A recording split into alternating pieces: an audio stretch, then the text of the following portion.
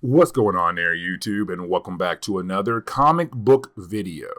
Alright, so we are going to continue our coverage over X-Men Inferno, and we do pick up with Uncanny X-Men number 240 and X-Men number 241. Now, this is going to be the moment where Madelyn Pryor finds out about her secret origin. She is confronted by Mr. Sinister. Now, after this video, we're going to jump into a bunch of tie-ins involving the different characters who are also involved with the X-Men Inferno event. The Avengers, the Fantastic Four, Spider-Man, even Daredevil as well.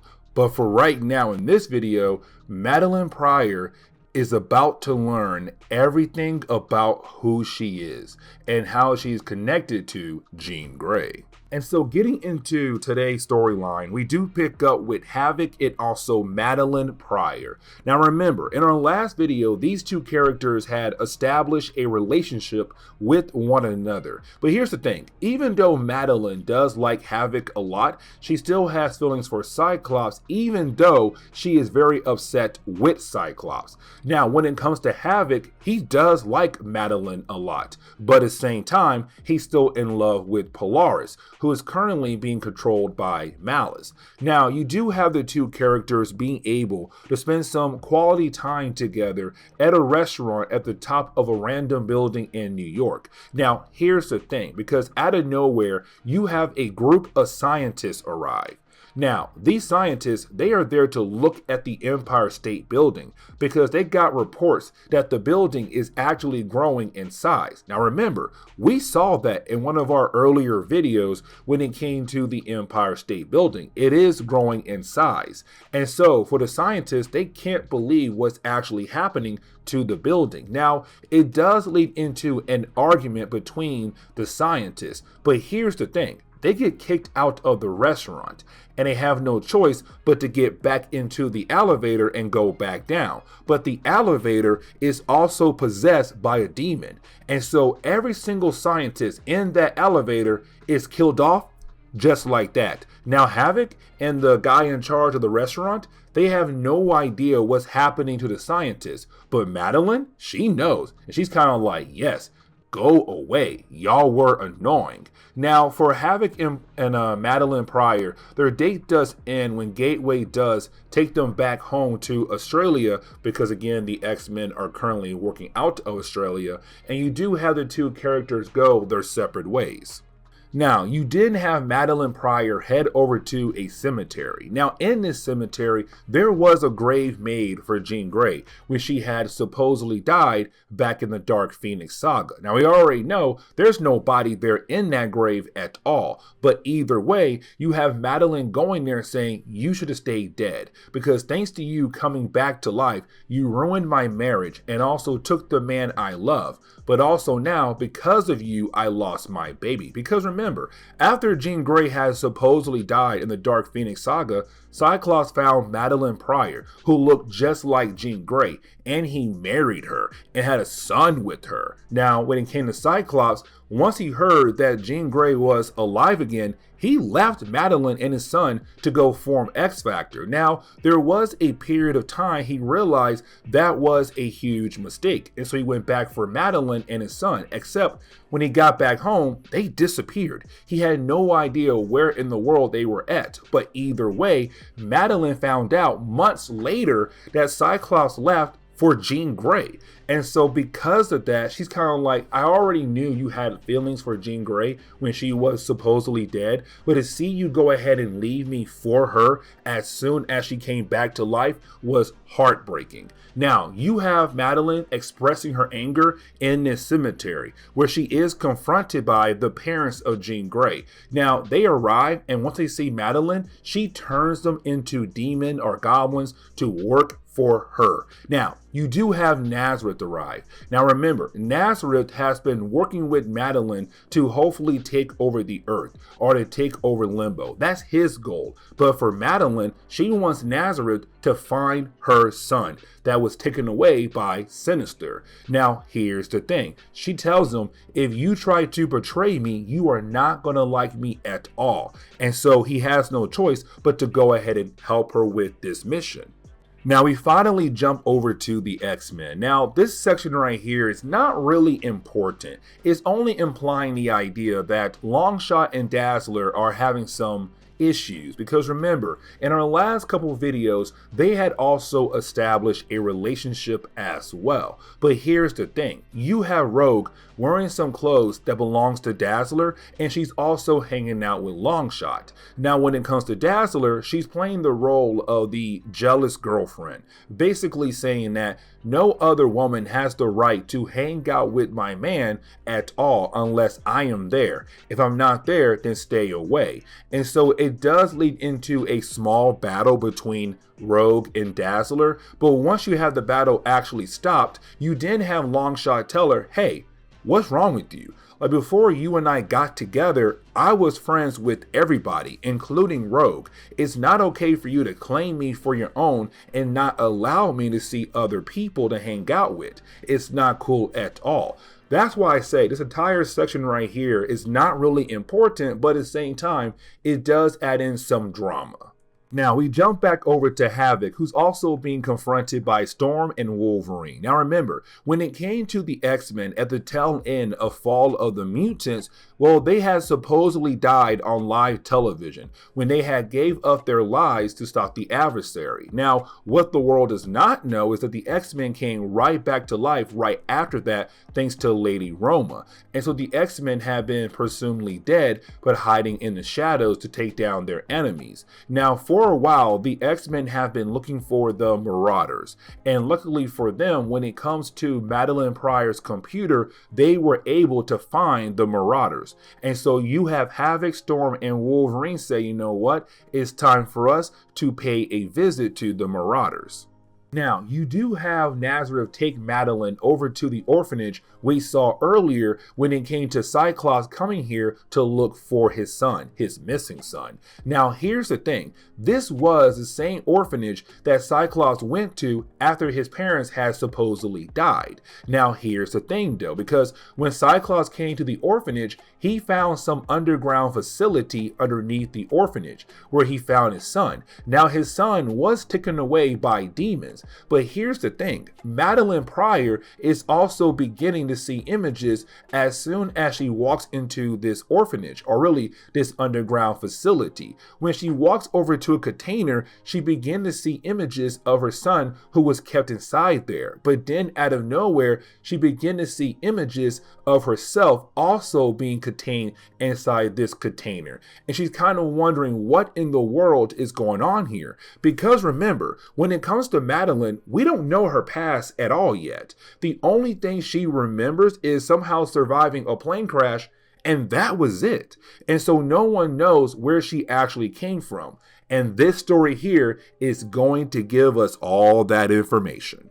But then we have to jump back over to the X-Men. Now, here is my favorite part of this two-part story arc. I don't know why I love it so much, but you have the X-Men arrive in the tunnels that the Marauders are trying to move into. Now, here's the thing. The Marauders believe that's going to be a normal moving day, you know, move the stuff in, get set up, and everything is going to be a-okay. Except out of nowhere, the X-Men arrive. First, Colossus, and he sends Blockbuster flying across the entire room. And then you have the rest of the X-Men appear. Now, here's the thing, because it's the X-Men working from the shadows, doing a surprise attack to throw their enemies off. But this is also the X-Men getting payback for what the Marauders did back in the Mutant Massacre. Because remember, the Marauders went into the Morlock tunnels and killed off waves of Morlocks for the heck of it. We still have no idea exactly why yet. But on top of that, some of the X-Men got seriously injured. Nightcrawler,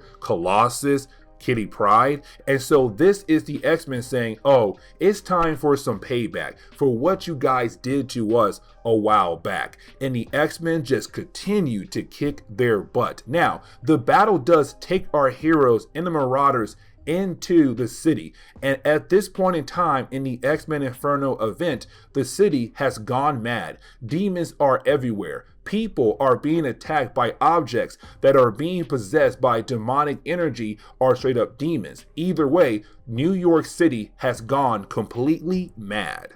But getting back over to Madelyne, you have her then wondering what in the world is going on inside this facility. What is Nazareth trying to show her? Except out of nowhere, she's then confronted by Mr. Sinister. And once he walks in, he starts clapping. He says, hey, you may call me Father. Now, when we jump into the next chapter, we see that Madelyn Pryor begins to learn just a tad bit of information about Mr. Sinister. Now, I should mention that it's not him straight up telling her, hey, you are a clone of Jean Grey. Instead, it's really more him saying, I created you. You are my child. I am your father. But she does learn that he is the leader of the Marauders. But now, when it comes to Madelyn Pryor, because she's now able to tap into her abilities more often now, she tries to use her abilities against Sinister. Now, here's the thing. Sinister learned about what kind of powers his child has. And so he was able to create defenses to help protect him, but to also stop her in her tracks so that he can have an actual discussion with her about her secret origin. But getting back over to the X-Men who are currently fighting against the Marauders, you have the X-Men realize that the city has completely changed. Not just because the different objects are now being possessed, but also now you have demons pretending to be police officers and trying to attack the X-Men, but also trying to attack the Marauders. Now you would think, okay, both teams are gonna stop what they're doing to try to figure out what exactly is happening here, but they don't. Instead, the battle continues on. Now, when it comes to the X-Men, they are very concerned for the lives, the innocent lives who are now being caught up in this battle, but also being affected by all the demonic things happening across the city. Now, when it comes to Psylocke, she does have the ability to knock out all members of the Marauders, except she can't, because out of nowhere, her mind is attacked by children who are calling out for help. And remember, those children were used as a way to open up a portal that led from Limbo over to Earth. But either way, the X-Men are now struggling. But then we have to jump back over to Madelyne and also Sinister. Now, this is him telling Madelyne, I need you to sit down and properly think about your past. Try to remember about something that from your early days of your current life. Now, here's the thing, because like I said earlier, when it comes to Madelyne, she could not remember anything before the plane crash that she had supposedly survived. But now it's him saying, try to think harder, think farther back in time. And she does remember a moment when she was a child playing with her best friend, except that memory does not belong to her. It belongs to Jean Grey, because that was the moment when Jean Grey found out that she had abilities. And so for Madelyne, she begins to realize, why in the world do I have the memories of Jean Grey inside my head? Am I a clone of her? And you have Sinister tell her, yes, you are a clone of Jean Grey. And so you have Sinister continue on with the origin of Madelyne Pryor by telling Madelyne, hey, listen, so when it came to you, you were a clone made by me to replace Jean Grey for my master plan. Let me explain. So when it came to Jean Grey, when she discovered her mutant ability, she did not tell her parents at all about her mutant ability. And that would have worked out perfectly for me, because I was going to kill off her parents and then bring her here to my orphanage, to my facility, alongside with Scott Summers, except Charles Xavier found Jean Grey and took her in. Now here's the thing, because when it came to Sinister, he said, you know what? why don't I just go out of my way to make a clone of Jean Grey? Which he did, which was Madelyn Pryor. Except when he did, Madelyne was technically worthless. She had no abilities at all. And so Sinister just kept Madelyne there, hoping one day he could find a way to possibly use her. But that leads us into the Dark Phoenix saga, because when Jean Grey had supposedly died, the Phoenix went over to Madelyn Pryor, believing it was Jean Grey, but finding out it was not Jean Grey. But because the Phoenix did that, it woke up Madelyn Pryor. And so the Sinister, he believed now he could possibly use Madelyne to replace Jean Grey for his master plan. Because he found out if Scott Summers and Jean Grey came together to have a baby, that child would be really powerful. That right there. And so he said, Jean Grey is gone. So I have this clone who was just woken up by the Phoenix. I can use her instead to reach my goal. And so he placed Madelyne in the perfect position to find Scott Summers, to fall in love with Scott, to have a baby. He said, hey, I used you as a way to help with my own personal goals. Now we jump back over to Colossus. Now this is Colossus interrogating a demon to hopefully figure out what in the world is going on here. How in the world are the demons of Limbo here on Earth? And you actually have the demon tell Colossus because of Sem and Nazareth. Those two demons are working together to hopefully one day down the road to rule Earth, but to also rule Limbo as well. Now for Colossus, the last time he heard anything about Limbo, his sister was in control of that realm. But now he's finding out she's no longer in control. And so now it's up to Colossus to find a way to stop it. Now, when it comes to Colossus, he also realized that he is the only person on the team that's not being affected by the demonic energy in the air. The rest of the X-Men are currently being affected by it. They're becoming more bloodthirsty. The only reason why Colossus is not being affected by it because he's in his metal form at the moment. And so he is able to walk through the city without being affected. But now he has to find a way to stop the demons, but to hopefully give magic control of Limbo once again. Then we jump over to Longshot. Now Longshot is another member of the X-Men who is currently not being affected by the demonic energy, except Longshot is easily taken out by Nazareth. Now here's the thing, the rest of the X-Men are concerned about Longshot, except Dazzler. When it comes to Dazzler, you would believe she will be concerned about her boyfriend, who was just not killed off, but beat up badly by Nazareth. But she's not worried at all. She's more concerned about her looks. Now the rest of the X-Men, they are down to chase after Nazareth, but again, they're bloodthirsty. They want to kill the demon off. Now Wolverine, he does not go, and the only reason why, because he had picked up the scent of somebody that he remembers. And the question is, who? Now to go ahead and wrap up today's video, we jump back over to Madelyne and also Mr. Sinister. Now he just saw a moment ago that his defenses were not technically up to par to control and handle Madelyne Pryor, but he still believes that he has the ability to find a way to stop her, except she shows how powerful she truly is. But then you have the demons arrive around her to give her the one thing she always wanted in this entire event. And that would be her son. She is reunited with her son. But now we're left to wonder where in the world the story could possibly go. But for us now, we're going to dive into some more tie-ins when it comes to X-Men Inferno, like the Avengers tie-ins, the Fantastic Four, the Spider-Man ones, and also Daredevil as well. But I do hope you enjoyed today's comic book video. See you next time, guys. Later.